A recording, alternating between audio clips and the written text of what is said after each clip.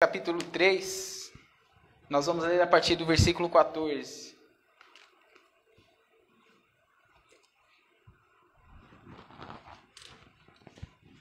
Efésios, capítulo 3, a partir do versículo 14. Você que está em casa também, obrigado por sua participação. Vi que hoje tem um bom número de pessoas conectadas. Bom seria se todos estivéssemos aqui, né, presencialmente. A gente sabe que alguns não podem estar, mas Deus sabe de todas as coisas. Efésios capítulo 3, a partir do versículo 14, diz assim: Por esta razão, dobro os meus joelhos perante o Pai, de quem toda a família nos céus e na terra recebe o nome, para que, segundo as riquezas da sua glória, vos conceda que sejais interiormente fortalecidos com poder pelo seu Espírito, e que Cristo habite pela fé em vosso coração, a fim de que, arraigados e fundamentados em amor, vos seja possível compreender, juntamente com todos os santos, a largura, o comprimento, a altura e a profundidade desse amor. E assim, conhecer esse amor de Cristo que excede todo o entendimento, para que sejais preenchidos até a plenitude de Deus. Aquele que é poderoso para fazer bem todas as coisas, além do que pedimos ou pensamos, pelo poder que age em nós. A Ele seja a glória na Igreja e em Cristo Jesus, por todas as gerações, para todos sempre. Amém. Oremos mais uma vez. Santo Deus, nosso eterno Pai, ó Deus, nós te amamos, Senhor, te glorificamos. E por saber, ó Deus, que o Senhor nos ama, é que nós estamos aqui diante da Tua presença, Senhor, esperando da Tua misericórdia, Senhor, que vai nos trazer uma porção da Tua palavra, Senhor. E que a nossa atitude, Senhor, diante desse Teu desejo de nos alimentar, seja, Senhor, como daquela mulher, ó Deus, que nós ouvimos a pregação hoje de manhã, Senhor, de humildade, Senhor. Obrigado, Senhor, por nos falar, Senhor, que o pão é para os teus filhos. E nós somos teus filhos nessa noite e suplicamos, ó Deus, alimenta a nossa alma, alimenta o nosso espírito através da tua palavra, Senhor, porque para onde mais nós poderíamos ir, se só tu tens as palavras de vida eterna. Abençoa cada coração nessa noite, cada mente, Senhor, para que o teu Santo Espírito possa, Senhor, fazer compreender. E usa, Senhor, a minha pequena vida, Senhor, nessa noite, para a glória e louvor do teu nome, Senhor. É o que eu te suplico no nome santo e precioso de Jesus. Amém. Irmãos, qual é o maior desejo do teu coração? Ou melhor, o que você crê que deve ser o seu maior desejo? Aquilo que você mais pede em oração, aquilo que você mais luta para alcançar. A gente sabe que o homem ele é movido por propósitos. Ele está sempre em busca de alguma coisa, ele está sempre desejando algo. Talvez o sonho de muitos aqui possa ser a casa própria, um automóvel, ter uma família, enfim, um bom emprego, terminar a sua faculdade ou começar uma faculdade. Todos nós somos movidos por esses sonhos e esses desejos. Mas qual é o desejo maior que alguém poderia nutrir, que alguém poderia desejar para si mesmo e para o seu próximo? Nesse princípio do versículo em que nós lemos, o apóstolo Paulo fala assim: por esta razão eu dobro os meus joelhos perante o Pai. Por essa razão ele orava, por essa razão ele desejava. Mas que razão? Se nós formos meditar nos versículos anteriores, no início da carta aos Efésios, esse por esta razão está significando mais ou menos assim. No começo da carta, o apóstolo Paulo ele coloca para aqueles irmãos, ele situa aqueles irmãos qual era a sua posição, qual era a sua situação como servos do Senhor. A carta aos Efésios vai falar que aqueles irmãos haviam sido eleitos, salvos, regenerados, perdoados. Deus havia aberto os seus olhos, eles estavam mortos espiritualmente falando, e agora eles viviam, estavam vivos. Então o apóstolo Paulo ele começa falando da situação daqueles irmãos, ou seja, então é mais ou menos como o apóstolo Paulo estivesse dizendo aqui: porque vocês são crentes, porque vocês são cristãos, porque vocês estão numa situação, numa posição privilegiada, Eu desejo isso para vocês. E nessa noite Deus fala para a Igreja Batista Emanuel, porque nós somos filhos de Deus, porque nós estamos numa situação privilegiada. O nosso desejo, o nosso maior sonho, o nosso maior desejo não pode ser coisas pequenas, coisas que passarão. Não pode ser esse. E quando o apóstolo Paulo ele diz que ele dobrava os seus joelhos em oração, ele estava dizendo, esse dobrar os joelhos significa que não era um desejo superficial, que não era uma oração superficial, era algo que ele desejava ardentemente para os seus irmãos, e que cada um de nós deve nutrir esse desejo para os nossos irmãos e para conosco mesmo. Mas que desejo é esse? Já vamos chegar, eu sei que os irmãos estão curiosos, mas nós já vamos chegar. Mas essa introdução é importante para a gente entender, e esse desejo é um desejo glorioso, um desejo grandioso, mas que ele é totalmente possível. Você já teve algum sonho que você julgou impossível? Algo grande demais que você falou, é impossível. Saiba que esse desejo que você pode ter no seu coração, que você deve almejar no seu coração, é o maior desejo que você pode ter para você. Mas que apesar de ser tão grandioso, ele é totalmente possível. Ele é totalmente alcançável. Por quê? Porque não depende de você. Paulo ele coloca essa palavra, ele diz que ele orava, ele pedia, que ele desejava isso para aqueles irmãos e para si próprio, mas ele pedia para o Pai, pedia para Deus. E aí a gente precisa pensar, irmãos, na paternidade de Deus. O que significa ter Deus como Pai? Muitos de vocês tiveram um pai presente, um pai bondoso, alguns talvez não, mas vocês sabem o que significa a figura de um pai. A figura de um pai é daquele que supre todas as necessidades, aquele que é generoso com seus filhos. Todo bom pai é generoso com seus filhos. E a Bíblia aqui, quando o apóstolo Paulo clama ao Pai, ele não está pedindo a um pai que é ausente, ele não está pedindo para um Deus ausente, um Deus que ele é só conhecido somente por causa da teoria, que ele está distante de nós, como muita gente crê, que Deus criou todas as coisas e deixou o mundo a Deus dará. Não! Deus gerou filhos através de Jesus Cristo. E Deus é um Pai presente, um Pai que ele é generoso e que está disponível, bem perto de nós. Muito perto de você nesse momento, irmãos. Mas ainda pensando na paternidade de Deus, ainda há outra verdade aqui para que nós possamos crer que esse desejo que eu vou falar daqui a pouco, ele é totalmente viável, é totalmente alcançável. É que, porque ele depende do Pai, nós pedimos ao Pai esse desejo e ele é o Pai que nos dá, ele é generoso. Olha o tamanho da generosidade desse Pai.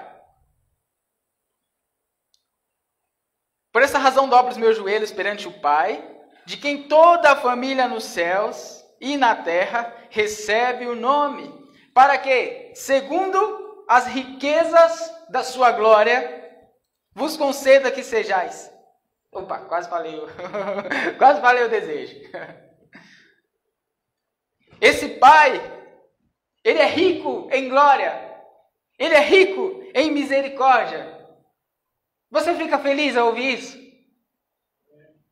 Toda a misericórdia de Deus, a quantidade de graça de Deus disponível para você, de bondade, de amor, é proporcional ao tamanho de Deus. É proporcional ao tamanho do armazém que ele tem no seu coração de amor, de graça, de misericórdia. E a Bíblia fala que o amor de Deus ele é infinito, que o amor de Deus é grandioso, porque ele é grande, porque ele é bom e porque ele é amor.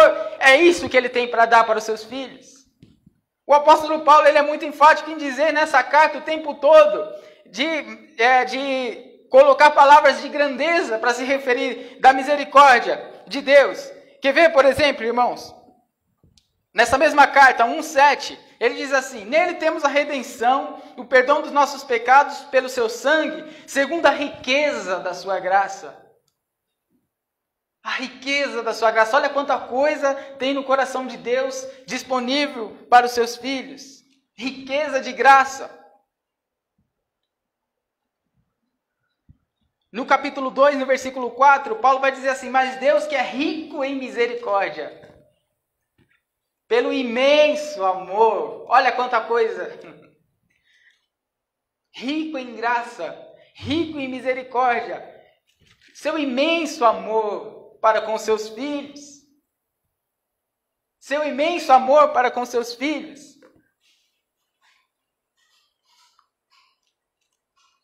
Aí no versículo 15, o apóstolo Paulo ele vai dizer, eu acabei pulando esse versículo, porque todas essas coisas, irmãos, elas vão estar disponíveis, elas estão disponíveis em Deus, para os filhos de Deus. Mas eu falei aqui algumas semanas atrás a respeito dos filhos de Deus. Não sei se alguns irmãos vão lembrar. Mas o versículo 15, ele diz de quem toda a família nos céus e na terra recebe o nome. A gente precisa entender o que o apóstolo Paulo quis dizer com isso. Quem são os filhos de Deus? Só abrindo um parênteses aqui para talvez alguém que não entenda essa verdade possa sair daqui compreendendo isso. No capítulo anterior, ou melhor, no mesmo capítulo, mas nos versículos anteriores, perdão, capítulo 2, Paulo vai dizer que, olha só que coisa interessante, capítulo 2, versículo 14. Pois ele é a nossa paz, de ambos os povos fez um só, derrubando a parede de separação, em seu corpo desfez a inimizade. Aí no versículo 16, e pela cruz reconciliar ambos com Deus em um só corpo, tendo por ela destruído a inimizade. E vindo ele, proclamou a paz para vós que estáveis longe e também para os que estavam perto. Pois por meio dele, ambos temos acesso ao Pai no mesmo Espírito. Olha só, assim que não sois mais estrangeiros, nem imigrantes. Pelo contrário, sois concidadãos dos santos e membros da família de Deus. Paulo está falando aqui que havia uma inimizade dos homens com Deus. Mas que por causa da cruz, por causa de Jesus, Deus reconciliou aqueles que creem, aqueles que se arrependem dos seus pecados e creem, e esses se tornaram filhos de Deus, se tornaram concidadãos dos céus e participantes da família de Deus. Então quando o apóstolo Paulo fala aqui, de quem ele pedia ao Pai, de quem toda a família nos céus e na terra recebe o nome, ele está dizendo que todas essas coisas, irmãos, toda essa riqueza de graça, riqueza de glória, está disponível para esses. Ou seja, para os filhos de Deus, para a igreja, para aqueles que olharam para a cruz e entenderam que ali estava sendo pago o preço do seu pecado, se arrependeram e creram em Jesus. Se você crê em Jesus, você é filho de Deus. Se você crê em Jesus, se arrependeu pelos seus pecados, você é filho de Deus. E tem tanta coisa disponível para nós em Deus, irmãos, mas que infelizmente nós não conseguimos desfrutar de todas estas coisas. Porque muitas vezes nós desejamos a coisa errada. Porque muitas vezes nós focamos no objetivo errado. Nós estamos lutando nessa vida, é interessante, é importante lutar por sua formação, por um emprego, por uma família, é importante lutar por todas essas coisas, mas esse não pode ser o foco da sua vida. Esse não pode ser o maior desejo da sua vida, porque essa vida é curta demais e um dia você vai partir daqui. E tudo que você construiu, para quem vai ficar? Então esse é um desejo pequeno demais, as coisas dessa vida. Talvez você esteja lutando para ter um relacionamento saudável, talvez você esteja lutando para ter os seus bens, a sua casa, o seu carro, mas tudo isso é importante nessa vida, mas é pequeno demais. É pequeno demais. E o que é tão grandioso, o que é tão importante que nós devemos buscar? Aí o apóstolo Paulo fala qual é o desejo do seu coração para aqueles irmãos. E o desejo que nós devemos ter para cada um de vocês. E o desejo que nós devemos ter para nós mesmos. Olha só, para que segundo as riquezas da sua glória, vos conceda que sejais interiormente fortalecidos, com poder pelo seu Espírito. Vivemos em um mundo que se preocupa com a aparência. Vivemos em um mundo que se preocupa com aquilo que é efêmero, aquilo que vai passar, aquilo que é passageiro, aquilo que não tem valor. Quanta gente sofrendo por causa da sua aparência, por causa por não possuir alguns bens nessa terra. E quanta gente se lutando, gastando todo o seu tempo para conquistar essas coisas. Quando na verdade aquilo que é mais importante não é o que você tem, mas o que você é. É aquilo que está lá dentro de você, que é o seu coração. Por isso o apóstolo Paulo diz: para que segundo as riquezas da sua glória vos conceda que vocês sejam interiormente fortalecidos com poder pelo seu Espírito. E o que significa ser interiormente fortalecidos?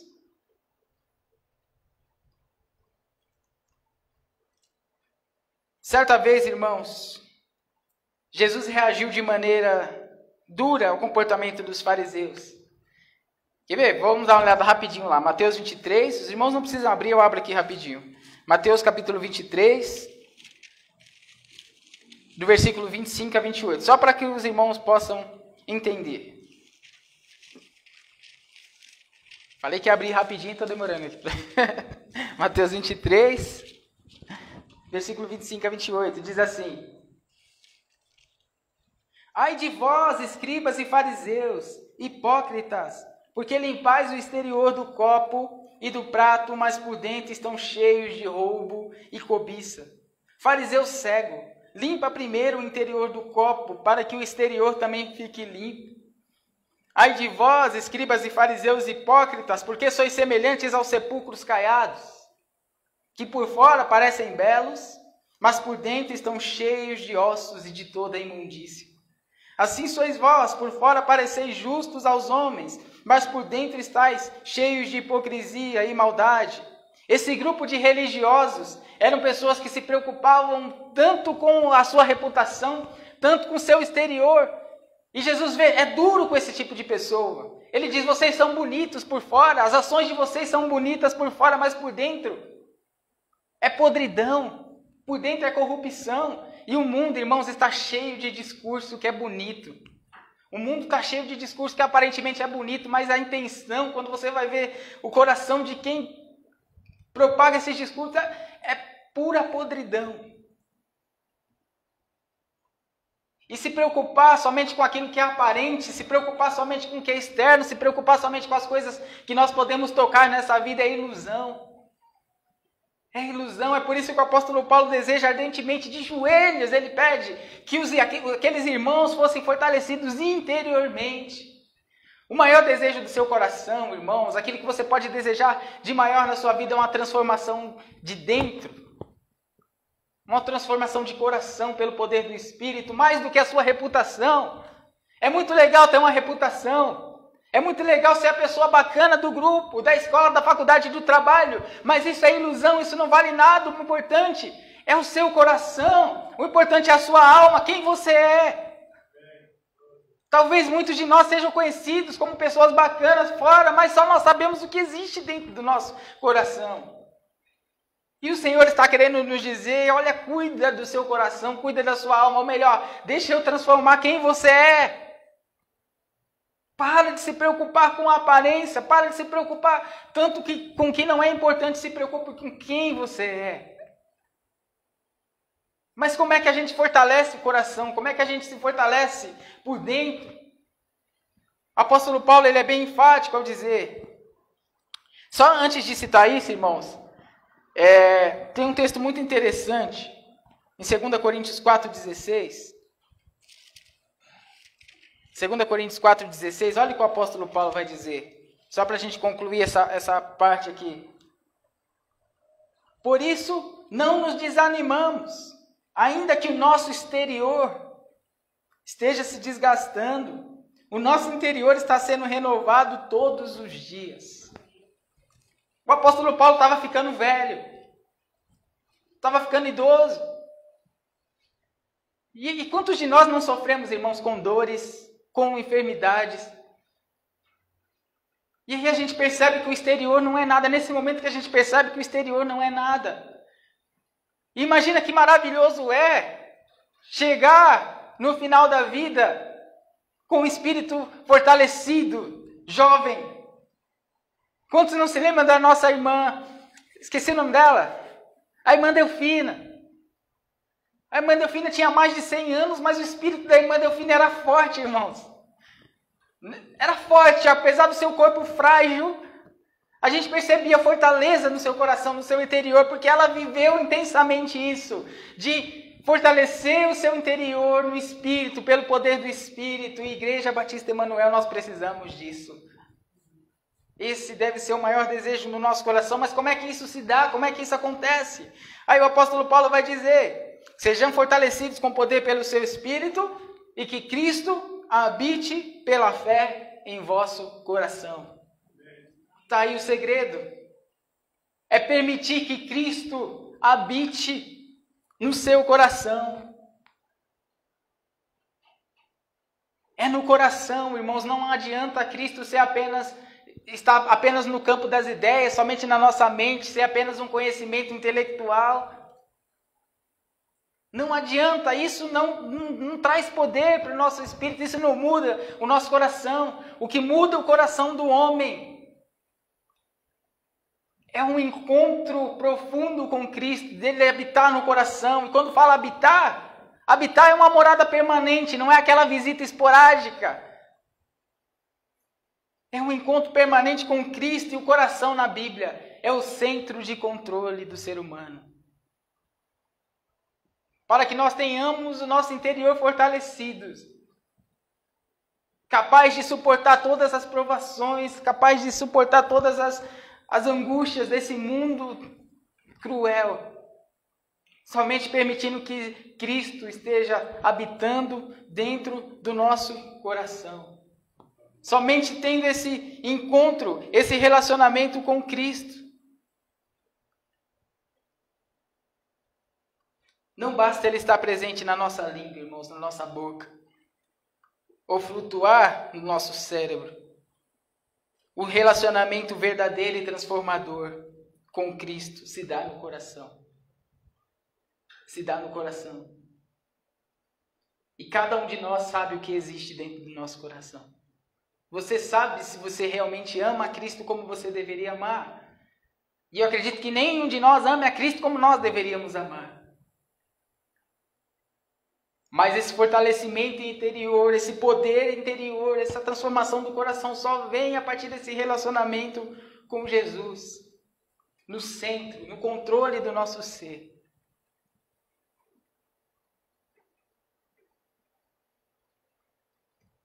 Sabe o que é o coração? É onde o seu tesouro está. É onde está tudo aquilo que você ama, onde está tudo aquilo que você preza. E é lá que Cristo deve estar.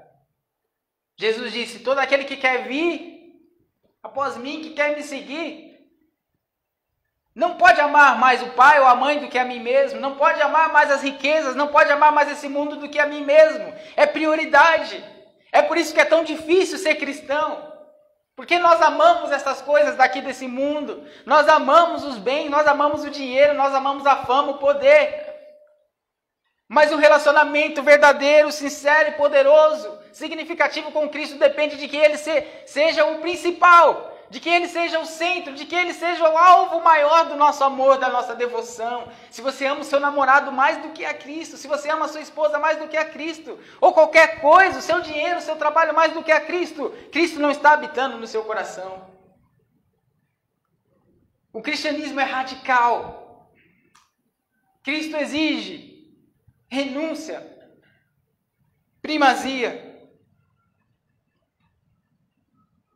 Percebam que a experiência com Cristo deve ser profunda e significativa.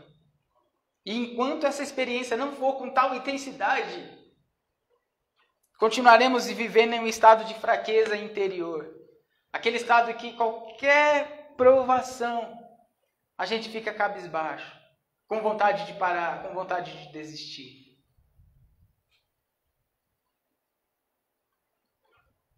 Deus é muito bom, irmãos. Ele poderia simplesmente impor que nós seguíssemos essa religião, vamos colocar assim, essa religião de forma autoritária.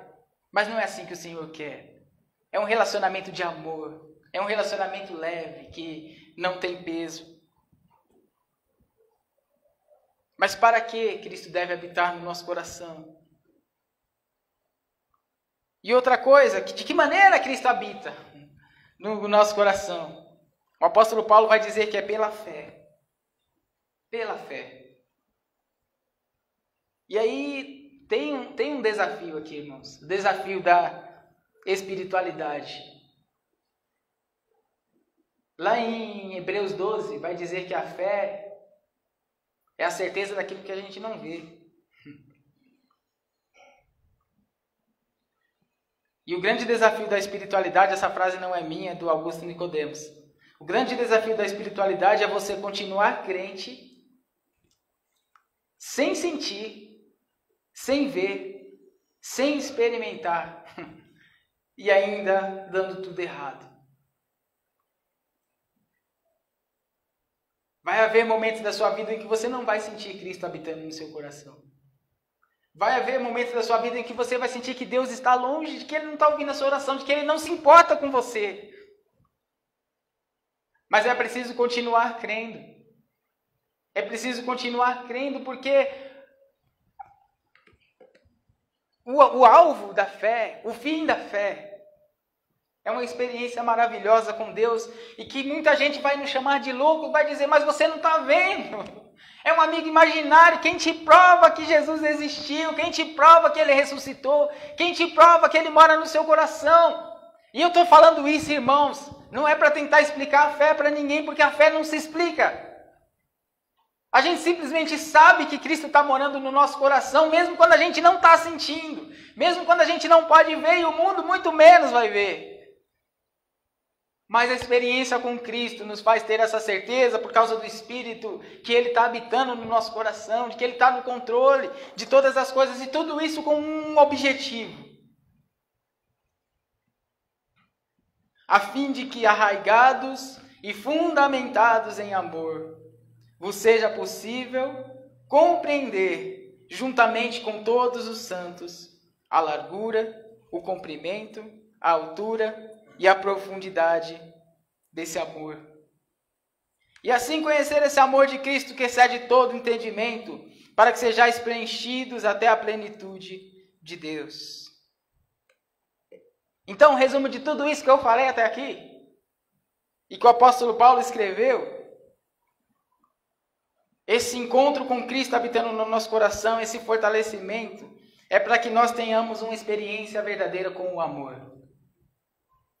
O amor que o homem tanto busca.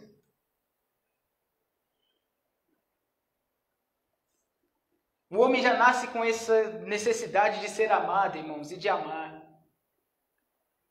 Isso foi Deus que colocou no coração do homem quando o criou.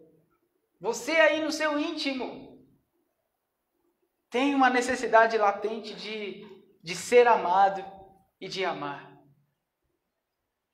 E aí, na experiência da vida, a gente cresce acreditando que quando a gente vai encontrar uma pessoa, né? Quem nunca passou por isso daí?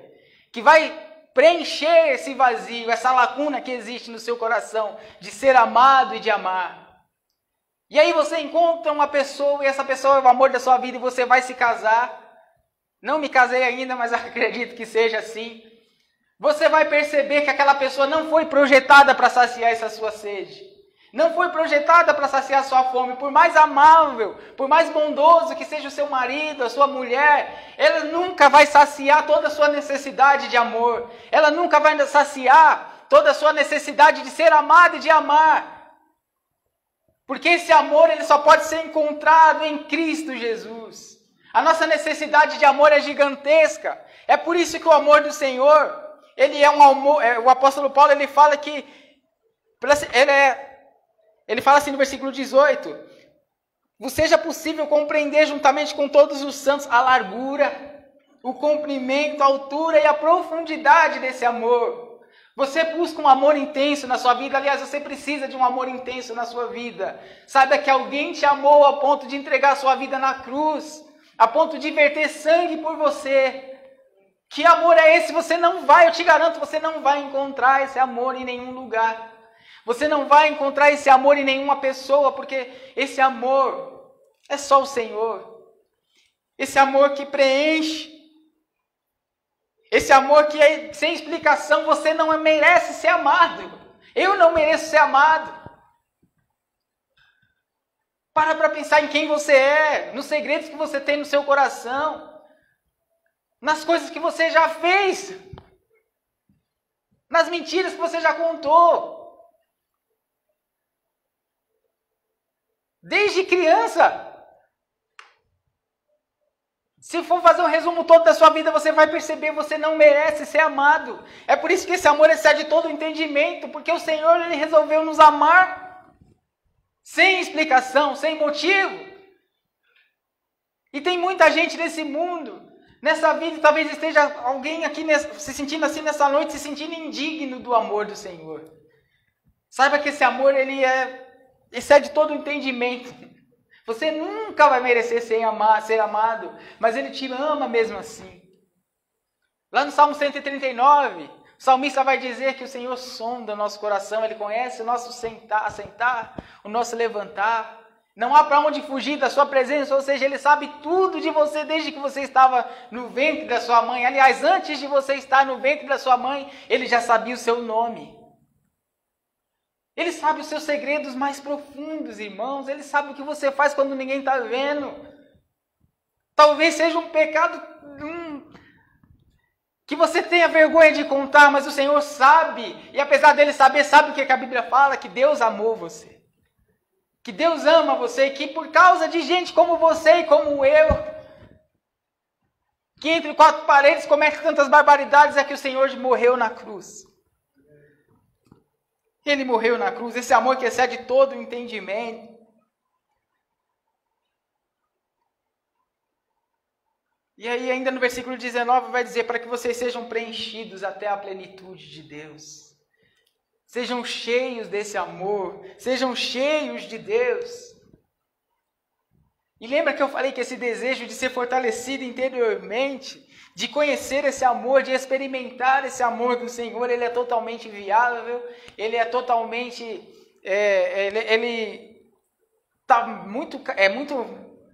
somos muito capazes de realizar esse sonho, esse desejo, porque o versículo 20 vai dizer, aquele que é poderoso, Deus é poderoso, para fazer bem todas as coisas, além do que pedimos ou pensamos, pelo poder que age em nós. É Ele quem faz isso no nosso coração. Apenas feche os teus olhos e se coloque diante do Senhor e diz, Senhor, faz isso no meu coração. Cristo, habita em meu coração para que eu possa experimentar desse amor que eu busco a minha vida inteira. E Ele vai vir habitar no seu coração. E o amor do Senhor vai te preencher. E você vai sair dessa experiência como alguém que está sonhando.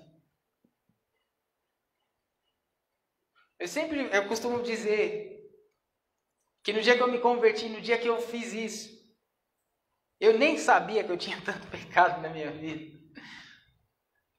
Mas eu vi uma mensagem que o pastor Luiz pregou lá no Centenário e eu levantei minha mão e eu lembro que quando eu saí dali da igreja, eu saí leve.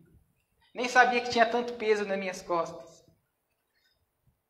Essa experiência com o amor do Senhor é tão significativa que ela muda totalmente tudo que nós somos. Vai fortalecer o nosso coração. Talvez não vai mudar a aparência. Eu continuo feio do mesmo jeito que quando eu me converti. Mas eu posso dizer, o coração daquele que recebe a Jesus jamais é o mesmo. O interior daquele que confessa Jesus como seu Senhor e que experimenta desse amor jamais se torna o mesmo.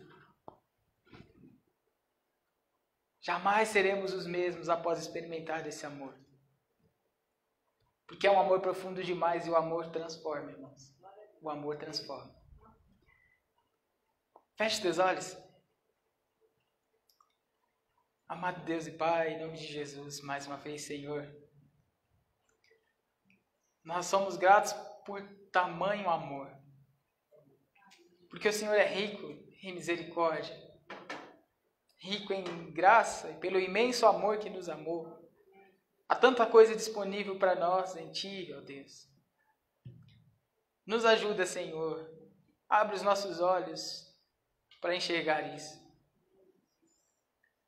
Ó Deus, Tu conheces os corações de cada um aqui nessa noite, daqueles que estão em casa. Vem, Senhor Jesus, habitar no coração de cada um de nós. E nos dá, Senhor, mais dessa experiência com o amor. Ó Deus, muito obrigado por tanta graça, por tanto amor. Continue com seus olhos fechados. Talvez se você entrou aqui nessa noite totalmente necessitado de amor. Se você é um desses que entrou totalmente necessitado de amor, de misericórdia, e você quer experimentar esse amor, levante a sua mão, que nós vamos orar por você. Ou na sua casa, você pode comentar aí no Facebook, ou mandar no privado, que nós te responderemos e vamos orar com você. Não importa se você já é cristão há muito tempo, se você nunca teve experiência com Cristo. Se você quer mais do Senhor, levante a sua mão, vamos orar. Ó Deus, muito obrigado, Senhor. Obrigado, Senhor, por tamanho amor. Nós te louvamos por Tua palavra, te louvamos por esse tempo que passamos aqui, Senhor. Continua, Senhor, conosco.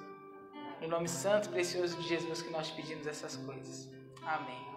Amém, irmãos. Deus abençoe a vida dos irmãos. Irmão Paulo.